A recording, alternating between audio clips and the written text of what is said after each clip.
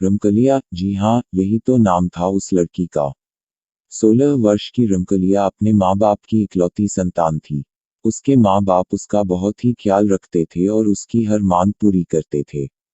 अरे यहाँ तक कि हमारे गांव जवार के बड़े बुजुर्ग बताते हैं कि गांव क्या पूरे जवार में सबसे पहले साइकिल रमकलिया के घर पर ही खरीद कर आई थी।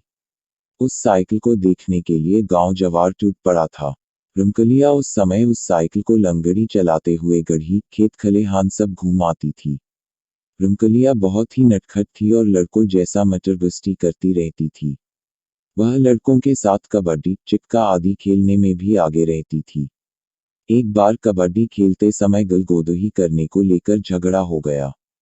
अरे देखने वाले तो बताते हैं कि रमकलिया ने विपक्षी टीम के लड़कों को दौड़ा दौड़ा कर मारा था, पानी पिला पिला कर मारा था। किसी के दांत से खून निकल रहा था तो कोई चिल्लाते हुए अपने घर की ओर भाग रहा था। रमकलिया से उसके हमउम्र लड़के पंगा लेना उचित नहीं समझते थे, क्योंकि उसके हमउम्र लड़के उसे उजड़ और झगड़ालू टाइप की लड़की मानते थे। कोई उसके मुंह लगना पसंद नहीं करता था। हाँ, यह अलग बात थी कि सभी लड़के उससे डरते थे। मई का महीना था, कड़ाके की गर्मी पड़ रही थी। रमकलिया खर खर दोपहरिया में अपनी साइकिल उठाई और गांव से बाहर अपने बगीचे की ओर चल दी। उसका बगीचा धोबरिया गड़ई के किनारे था। इस बगीचे में आम और महुए के पेड़ों की अधिकता थी। यह बगीचा गांव से लगभग 1 किलोमीटर की दूरी पर था। बगीचे में पहुंचकर पहले तो रमकलिया खूब साइकिल हनहनाई, पूरे बगीचे में दौड़ आई और पसीने से तरबतर हो गई। उसने बगीचे के बीचों बीच एक मोटे आम के पेड़ के नीचे साइकिल खड़ी करके अपने दुपट्टे से चेहरे का पसीना पोंछने लगी। पसीना उसीना पोंछने के बाद पता नहीं रमकलिया को क्या सूझा कि वह उसी पेड़ के नीचे अपना दुपट्टा बिछाकर उस पर लेट गई। बगीचे में लेटे लेटे ही रमकलिया का मन पंछी उड़ने लगा। वह सोचने लगी कि उसके बाबूजी उसके लिए एक वर की तलाश कर रहे हैं। वह थोड़ा सकुचाई, थोड़ा मुस्काई और फिर सोचने लगी, एक दिन एक राजकुमार आएगा और उसे ब्याह कर ले जाएगा। पता नहीं वह कैसा होगा, कौन होगा, कहाँ का होगा। पता नहीं मैं उसके साथ खुश रह पाऊंगी कि नहीं। पर खैर, जो ईश्वर की मर्जी होगी वही होगा। बाबूजी उसके लिए जैसा भी लड़का खोजेंगे वह उसी से शादी करके खुश रहेगी। उसे पक्का विश्वास था कि उसके बाबूजी उसकी शादी जरूर किसी धनवान घर में करेंगे, जहां उसकी सेवा के लिए जरूर कोई न कोई नौकरानी होगी। अभी रमकलिया इन्हीं सब विचारों में खोई थी कि उसे ऐसा आभास हुआ कि उसके सिर के तरफ कोई बैठकर उसके बालों में अंगुली पिरो रहा है। रमकलिया के साथ ऐसा पहली बार नहीं हो रहा था। ये तो आए दिन की बात थी। बकरी गाय आदि चराने वाले लड़कियां या लड़के चुपके से उसके पीछे बैठकर उसके बालों में अंगुली पिरोते या सहलाते रहते थे। और रमकलिया भी खुश होकर उन्हें थोड़ा बहुत अपना साइकिल चलाने को देती थी। पर पता नहीं क्यों आज रमकलिया को यह आभास हो रहा था कि अंगुली कुछ इस तरह से पिरोई जा रही है कि कुछ अलग सा ही एक अनजान आनंद का एहसास हो रहा है। ऐसा लग रहा है कि कोई बहुत ही प्रेम से बालों को सहलाते हुए अपनी अंगुलियां उसमें पिरो रहा है। आज रमकलिया को एक अलग ही आनंद मिल रहा था, जिसमें उसके यौवन की खुमारी भी छिपी लग रही थी। उसके शरीर में एक हल्की सी गुदगुदी हो रही थी और उसे अंगड़ाई लेने की भी इच्छा हो रही थी। पर वह बिना शरीर हिलाए चुपचाप लेटी रही। उसे लगा कि अगर उठकर बैठ गई तो यह स्वर्गिक आनंद पता नहीं दोबारा मिलेगा कि नहीं। उसने बिना पीछे मुड़े ही धीरे से कहा कि 10 मिनट और ऐसे ही उंगलियां घुमाओ तो मैं 1 घंटे तक तुम्हें साइकिल चलाने के लिए दूंगी। पर पीछे से कुछ भी आवाज नहीं आई। फिर भी रमकलिया मदमस्त लेटी रही। उसे हल्की हल्की नींद आने लगी। शाम हो गई थी और रमकलिया अभी भी बगीचे में लेटी थी। तभी उसे उसके बाबूजी की तेज आवाज सुनाई दी, रामकली, बेटी रामकली, अरे कब से यहाँ आए हैं? मैं और तुम्हारी माँ कब से तुम्हें खोज रहे हैं। इस सुनसान बगीचे में जहाँ कोई भी नहीं है तुम निडर होकर सो रही है। रमकलिया ने करवट ली और अपने बाबूजी को देखकर मुस्काई। उसके बाबूजी उसे घर चलने के लिए कहकर घर की ओर चल दिए। रमकलिया उठी, साइकिल उठाई और लगड़ी मारते हुए गांव की ओर चल दी।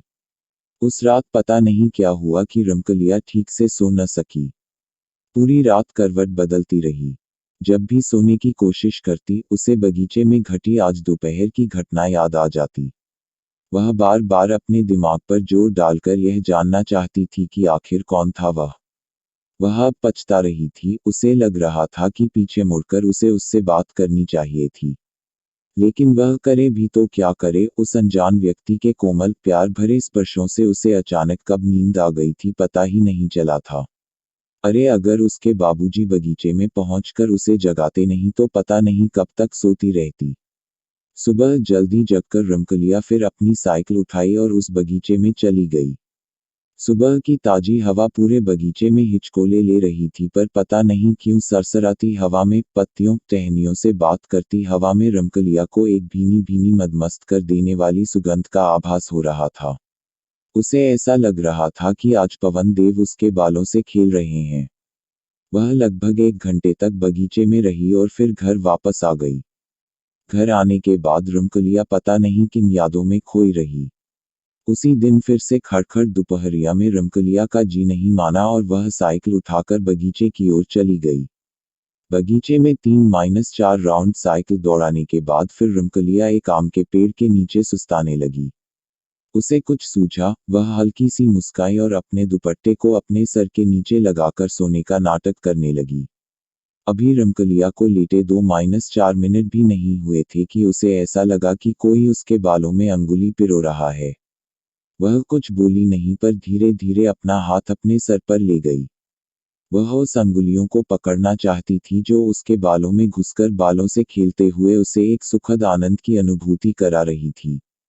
पर उसने ज्यों अपने हाथ अपने सर पर ले गई, वहां उसे कुछ नहीं मिला, पर ऐसा लग रहा था कि अभी भी कुछ उंगलियां उसके बालों से खेल रही हैं। रमकलिया को बहुत ही अचंभा हुआ और वह तुरंत उठकर बैठ गई। पीछे सर घुमाकर देखी तो गजब हो गया। पीछे कोई नहीं था। उसे लगा कि शायद जो था वह इस पेड़ के पीछे छिप गया हो। पर फिर उसके मन में एक बात आई कि जब वह अपना हाथ सर पर ले गई थी तो वहां कुछ नहीं मिला था, फिर भी बालों में अंगुलियों के सुखद स्पर्श कैसे लग रहे थे। खैर वह उठकर खड़ी हो गई और पेड़ के पीछे चली गई, पर वहां भी कोई नहीं। अब वह बगीचे में आसपास दौड़ लगाई, पर से कोई नहीं दिखा। फिर वह अपने साइकिल के पास आई और तेजी से चलाते हुए गांव की ओर भागी। उसे डर तो नहीं लग रहा था, पर कहीं न कहीं एक रोमांचित अवस्था जरूर बन गई थी, जिससे उसके रोंगटे खड़े हो गए थे। आज की रात फिर रमकलिया सो न सकी। आजकल उसे अपने आप में बहुत सारे परिवर्तन नजर आ रहे थे। उसे ऐसा लगने लगा था कि वह अब विवाह योग्य हो गई है। वह बार बार शीशे में अपना चेहरा भी देखती। अब उसमें थोड़ा शर्माने के गुण भी आ गए थे। बिना बात के ही कुछ याद करके उसके चेहरे पर एक हल्की मुस्कान फैल जाती। पता नहीं क्यों उसे लगने लगा था कि उसके बालों से खेलने वाला कोई उसके गांव का नहीं, अपितु कोई दूसरा सुंदर युवा है, जो प्यार से वशीभूत होकर उसके पास खींचा चला आता है और चुपके से उसके बालों से खेलने लगता है। फिर उसके दिमाग में कौन था कि जो भी है वह बहुत शर्मीला और साथ ही फुर्तीला भी। क्योंकि पता नहीं कहाँ छूमंतर हो गया कि दिखा ही नहीं। रमकलिया के दिमाग में बहुत सारी बातें दौड़ रही थीं, पर सब सुखद एहसास से भरी, रोमांचित करने वाली ही थी। अब तो जब तक रमकलिया अपने बगीचे में जाकर 1-2 घंटे लेट नहीं लेती तब तक उसका जी ही नहीं भरता। रमकलिया का अब प्रतिदिन बगीचे में जाना और एक अलौकिक प्रेम की ओर कदम बढ़ाना शुरू हुआ। एक ऐसा अनजाना, नासमझ प्रेम जो रमकलिया के हृदय में हिचकोले ले रहा था। वह पूरी तरह से अनजान थी इस प्रेम से, फिर भी हो गई थी इस प्रेम की दीवानी। पहली बार प्रेम के इस अनजाने एहसास ने उसके हृदय को गुदगुदाया था, एक स्वर्गिक आनंद को उसके हृदय में उपजाया था। एक दिन सूर्य डूबने को थे। चरवाहे अपने गाय भैंस बकरियों को हाँकते हुए गांव की ओर चल दिए थे। अंधेरा छाने लगा था। ऐसे समय में रमकलिया को पता नहीं क्या सूझा कि वह अपनी साइकिल उठाई और बगीचे की ओर चली गई। आज उसने बगीचे में पहुंचकर साइकिल को एक जगह खड़ा कर खुद ही पास में खड़ी हो गई। उसे कुछ सूझ नहीं रहा था। उसे पता नहीं क्यों ऐसा लग रहा था कि कोई तो है जो अभी उसे उस बगीचे में बुलाया, और वह भी अपने आप को रोक न सकी और खींचते हुए इस बगीचे की ओर चली आई। 2-4 मिनट खड़ा रहने के बाद रमकलिया थोड़ा तन गई, अपने सुकोमल हृदय को कठोर बनाकर बुदबुदाए, अगर यह कोई इंसान न होकर भूत निकला तो। खैर जो भी हो, मुझे पता नहीं क्यों इस रहस्यमयी जीव से मुझे प्रेम हो गया है। भूत हो या कोई दैवी आत्मा, अब तो मैं इससे मिलकर ही रहूंगी। इंसान इंसान को अपना बनाता है, मैं अब इस दैवी आत्मा को अपना हमसफर बनाऊंगी। देखती हूँ इस अनजाने अनसमझे प्यार का परिणाम क्या होता है। अगर वह इंसान नहीं तो कौन है और किस दुनिया का रहने वाला है, कैसी है उसकी दुनिया। यह सब सोचती हुई रमकलिया अपने साइकिल का हैंडल पकड़ी और उसे डुगराते हुए बगीचे से बाहर आने लगी। अब बगीचे में पूरा अंधेरा पसर गया था और साथ ही सन्नाटा भी। हाँ, रह रहकर कभी कभी गांव की ओर से कोई आवाज उठाती थी। रात को रमकलिया अपने कमरे में बिस्तरे पर करवटें बदल रही थी। नींद उसकी आंखों से कोसों दूर थी। एक अजीब सिहरन गुदगुदी का एहसास हो रहा था उसको। उसे कभी हंसना तो कभी रोना आ रहा था। तभी अचानक उस कमरे के जंगले से एक बहुत ही तेज डरावनी सरसराती हवा अचानक कमरे में प्रवेश की। बिना बहती हवा के अचानक कमरे में पैठी इस डरावनी हवा से रमकलिया थोड़ी सहम गई और फटाक से उठकर बैठ गई। उसकी सांसें काफी तेज हो गई थी। वह धीरे धीरे लंबी सांस लेकर अपने बढ़ते दिल की धड़कन को भी काबू में करने का प्रयास किया। तभी उसे ऐसा लगा कि कोई उसके कान में हौले हौले भारी आवाज में गुनगुना रहा हो, बढ़ती दिल की धड़कन कुछ तो कह रही है, मैं तेरा दीवाना जलता परवाना हूँ, तुम क्यों नहीं समझ रही है। इसी के साथ उसे लगा कि वह सरसराती हवा उसके बिस्तरे के बगल में हल्के से मूर्त रूप में स्थिर हो गई है, पर कुछ भी स्पष्ट नहीं है। अचानक उसे लगा कि वही बगीचे में वाले सुकोमल हाथ फिर से उसके बालों के साथ खेलने लगे हैं, उसे एक चरम आनंद की अनुभूति करा रहे हैं। वह चाहकर भी कुछ न कह सकी और धीरे धीरे फिर से लेट गई। अरे यह क्या, उसके लेटते ही ऐसा लगा कि उसके कमरे में रखी एक काठ कुर्सी सरकते हुए उसके सिरहाने की ओर आ रही है। वह करवट बदली और उस काठ कुर्सी की ओर नजर घुमाई, तब तक वह काठ कुर्सी उसके सिरहाने आकर लग गई। फिर बिना कुछ कहे एक मदमस्त अलहट प्रेमांगना की तरह अंगड़ाई लेते हुए, सांसों को तेजी के साथ छोड़ते हुए वह फिर से चुपचाप बिस्तरे पर लेट गई। उसके लेटते ही वह सुकोमल हाथ फिर से उसके बालों से खेलने लगे। वह एक कल्पित दुनिया की सैर पर निकल गई। यह कल्पित दुनिया अलौकिक थी। इस दुनिया की इकलौती राजकुमारी रमकलिया ही थी जिसे एक अपने सेवक से प्रेम हो गया था। वह इस कल्पित दुनिया में आनंदित होकर विचरण कर रही थी। अचानक रमकलिया को इस कल्पित दुनिया से बाहर आना पड़ा, क्योंकि से लगा कि कोई उसका सिर पकड़कर जोर जोर से हिला रहा है, यानी जगाने की कोशिश कर रहा हो। रमकलिया को लगा कि कहीं यह भी स्वप्न तो नहीं, पर वह तो जगी हुई ही थी। वह उठकर बैठ गई। फिर उस कमरे में शुरू हुई एक ऐसी कहानी जो रमकलिया को उसके पिछले जन्म में लेकर चली गई। रमकलिया बिस्तरे पर सावधान की मुद्रा में बैठी हुई थी। काठ कुर्सी पर मूर्त रूप में पर पूरी तरह से अस्पष्ट हवा का रूप विराजमान था और वहां से एक मर्दानी भारी आवाज सुनाई दे रही थी। वह आवाज कह रही थी, रमकलिया तुम मेरी है, सिर्फ मेरी। मैं पिछले 2-3 जन्मों से तुझे प्रेम करता आ रहा हूँ। मैंने हर जन्म में तुझे अपनाने के लिए कुछ न कुछ गलत कदम उठाया है, पर इस जन्म में मैं तुझे सच्चाई से पाना चाहूंगा। वह आवाज आगे बोली, याद है पिछले जन्म में भी मैं तुझे अथाह प्रेम करता था, पर तुम मेरे प्रेम को नहीं समझ सकी और मैं भी बावला पागल तुझे पेड़ से धक्का दे दिया था। यहाँ मैं आप लोगों को रमेशरा की कहानी की याद दिलाना चाहूंगा, जो गांव की गोरी थी और उसे एक भेड़िहार का लड़का अपना बनाना चाहता था, पर रमेशरा के पिता द्वारा मना करने पर उस भेड़िहार पुत्र ने आत्महत्या कर ली थी और प्रेत हो गया था। बाद में वही प्रेत रमेशरा को उल्हापाती खेलते समय धक्का दे दिया था और वही रमेशरा अब रमकलिया के रूप में फिर से पैदा हुई थी। आभार, मैं वही हूँ पर अब बदल गया हूँ। भले मैं आत्मा हूँ, एक प्रेत हूँ, पर अब मैं अपनी प्रियतमा का कोई अहित नहीं करूंगा और अब उसे नफरत से नहीं प्रेम से जीतूंगा। उस हवा रूपी आवाज की बातें सुनकर रमकलिया एक पागल प्रेमी की तरह उठकर उस कुर्सी पर विराजमान मूर्त पर अस्पष्ट हवा से लिपट गई। वह सिसक सिसक कर कहने लगी, तुम जो भी हो पर है मेरा प्रियतम। मैं अब तेरे बिना जी नहीं सकती। तू अब देर न कर, अभी मेरी मांग में सिंदूर भर और मुझे अपना बना। मुझे सदा सदा के लिए अपने साथ ले चल। इतना कहने के बाद रमकलिया को पता नहीं अचानक क्या हुआ कि वह बिस्तरे पर गिर गई। सुबह सुबह रमकलिया के माता पिता रमकलिया के कमरे का दरवाजा पीटे जा रहे हैं, पर वह उठने का नाम नहीं ले रही है। रमकलिया के माता पिता बहुत ही परेशान हैं क्योंकि रमकलिया के कमरे से कोई सुगबुगाहट नहीं आ रही है।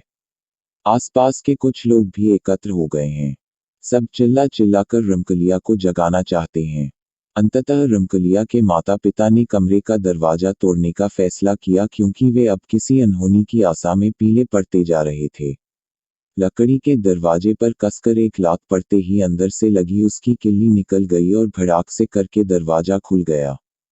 दरवाजा खुलते ही रमकलिया के माता पिता रमकलिया के बिस्तर की ओर भागे। साथ में आसपास के कई लोग भी थे। रमकलिया के कमरे का हुलिया पूरी तरह से बदला हुआ था। कमरे में एक अजीब भीनी भीनी खुशबू पसरी हुई थी और साथ ही रमकलिया के बिस्तरे पर तरह तरह के फूल बिछे हुए थे।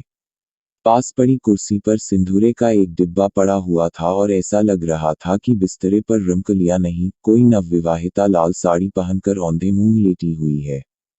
रमकलिया की मां ने देर न की और बिस्तरे पर सोई उस महिला को झकझोरने लगी। अरे यह क्या! उस सोई तरुणी ने करवट बदला और आंखें मलते हुए उठकर बैठ गई। सभी लोग अचंभित तो थे ही, पर रमकलिया का यह रूप देखकर उन्हें सांप भी सूंघ गया था। दरअसल वह रमकलिया ही थी, पर वह एक नवविवाहिता की तरह सजरी संवरी हुई थी। उसके हाथों में लाल लाल चूड़ियां थीं तो पैर में महावर लगा हुआ था। पता नहीं कहां से उसके पैर में नए छागल भी आ गए थे। सर पर सोने का मंगटिक्का शोभा पा रहा था और उस मंगटिक्के के नीचे सिंदूर की हल्की आभा बिखरी हुई थी। सभी लोग हैरान परेशान। अरे रात को ही तो रमकलिया अपने कमरे में आई थी। रात को उसके कमरे में कोई सुगबुगाहट भी नहीं हुई।